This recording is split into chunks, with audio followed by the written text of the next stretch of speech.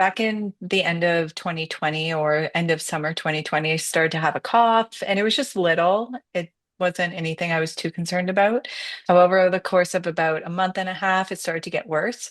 And so I went to my doctor and he thought maybe I was having an asthma related issue. So at that point, we decided to do blood work and an X-ray, and both of them showed that either A, my blood work was really off the charts, and B, that there was a mass in my lung.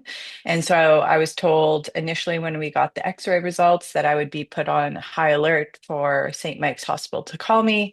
That took a few days, but when the blood work came in, my doctor was really concerned. So he said to go to emergency, thinking it was a blood clot in my lung.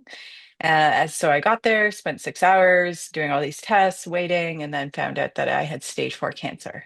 Yeah, that was one of the most devastating moments of my life. I had a friend who passed away 3 years before, almost to the day, like a week and a half, who passed away from stage 4 cancer. And watching her go through it was so terrifying and just disheartening. I didn't know how to support her. And it was a tough illness. I had a different type of cancer, but my immediate reaction was, I know how this story ends. And so for me, it just felt completely like a death sentence. So I didn't know necessarily why they were doing a biopsy. I just knew that when you got cancer, you would typically do a biopsy and that would let them learn more about your cancer. I didn't know that it would lead to the diagnosis of ALK positive lung cancer, which then means that there are targeted therapies for it. And so basically, when I got that news, it felt like a 180. I had life, I had hope. My oncologist sat down and said, "You won the lottery. You have years. I have people who live across the world now and live their lives, and this is doable."